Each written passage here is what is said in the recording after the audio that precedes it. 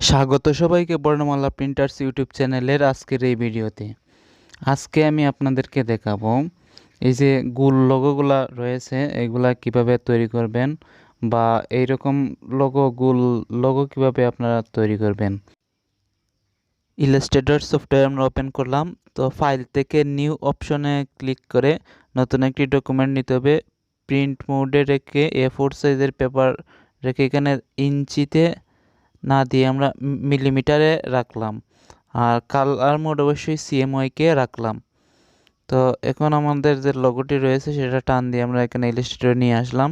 তো ঠিক এই লোগোটা তৈরি করব, বাংলাদেশ সরকারের যে লোগো রয়েছে সেই লোগোটা আমরা রাখবো। তো এখানে সাইজটা আমরা 30 মিলিমিটার সাইজ রাখবো।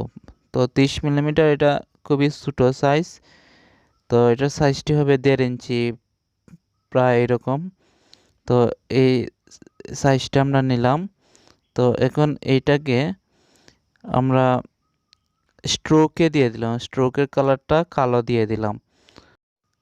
স্ট্রোকটাকে কপি করে পেস্ট ইন ফ্রন্টে দিলে ঠিক উপরে একটি কপি হয়ে গেছে। তো এখান থেকে আমরা এটার সাইজটা আমরা ছোটো করে দেব। তো আমরা 25 মিলিমিটার সাইজ দিলাম। তো দেখুন ঠিক উপরে একটি 25 মিলিমিটারের একটি হয়ে গেছে। তো এখন এটাকে আবার কপি করে পেস্ট দিলে দেখুন এটা পেস্ট হয়ে গেছে। তো এটার সাইজ দিব আমরা 20 মিলিমিটার।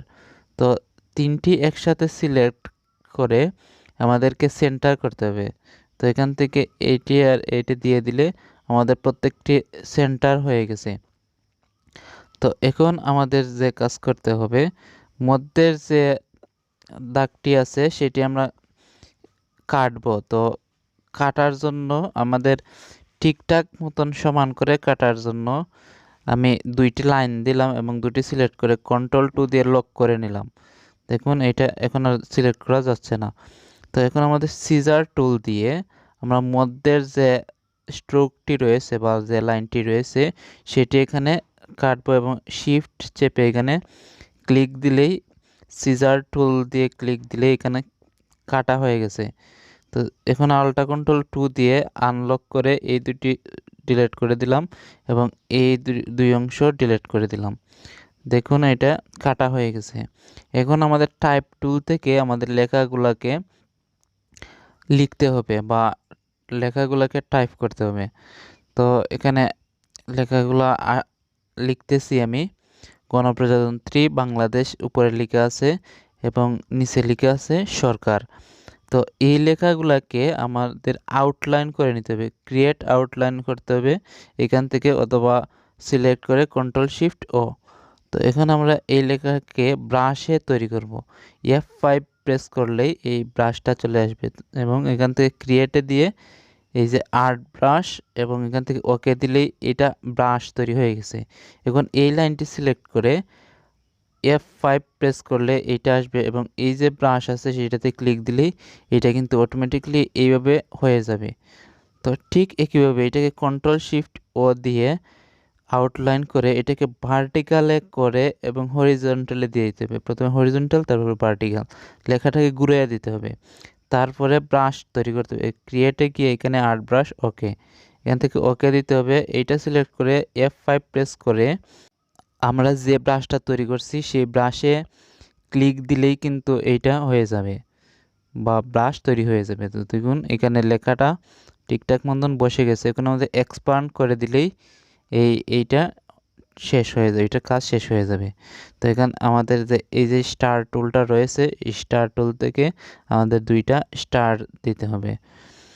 তো এখানে আমি একটি স্টার বসিয়ে আলটা চেপে ধরে নিচে কপি নিয়ে আসলাম এবং ঠিক একইভাবে ডান দিকে আমাদের আলটা চেপে ধরে এইটা নিয়ে আসলাম আরেকটি কপি, আলটা চেপে ধরে এই দিক দিয়ে আরেকটি নিয়ে আসলাম।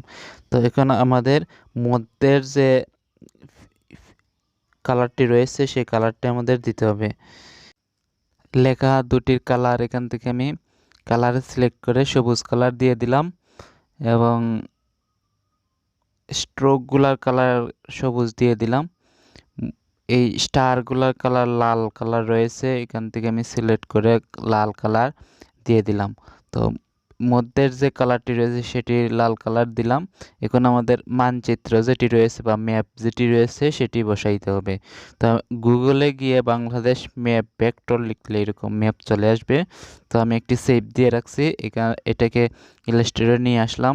দেখুন এটা কিন্তু এখন জেপিজি মোডে আছে। এটাকে ভেক্টর করার জন্য এই যে ইমেজ ট্রেস রয়েছে, এই যে ইমেজ ট্রেস, এটাতে ক্লিক দিলে কিন্তু এটা ভেক্টর হয়ে গেছে। এখন এক্সপান্ড দিয়ে রাইট বাটন সিলেক্ট করে আনগ্রুপ দিলাম। তো দেখুন এখানে কিছু সাদা অংশ রয়েছে, এইগুলা ডিলিট করে দিলে ভালো হবে। তো এখানে ডিলিট করে দিলাম।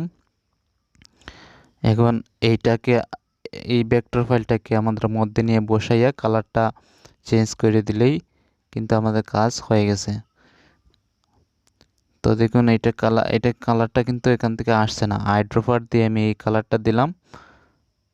দেখুন 100% হলুদ দিয়ে দিলাম কালারটাকে, এবং এগুলাকে ডিলিট দিয়ে দিলাম। এই যে স্ট্রোক আছে সেইটার ফিল কালারটা সাদা দিয়ে দিলাম। দেখুন এখন খুব সহজেই একটি বাংলাদেশ সরকারের যে লোগোটি রয়েছে সেই লোগোটি আমরা তৈরি করে ফেলছি। তো এইভাবে ঠিক একইভাবে যে কোনো ধরনের গোল লোগো আপনারা তৈরি করতে পারবেন ইলাস্ট্রেটরের মাধ্যমে, ভেক্টর ফাইল তৈরি করতে পারবেন। তো ধন্যবাদ সবাইকে এই ভিডিওটি দেখার জন্য, আমাদের সাথে থাকার জন্য। তো সবার কাছে রিকোয়েস্ট, বর্ণমালা প্রিন্টার্স ইউটিউব চ্যানেলটি সবাই সাবস্ক্রাইব করে দিবেন। এখানে গ্রাফিক্স ডিজাইন সম্পর্কিত সকল ভিডিও আপলোড দেওয়া হবে। তো ধন্যবাদ সবাইকে বর্ণমালা প্রিন্টার্স ইউটিউব চ্যানেলের সাথে থাকার জন্য।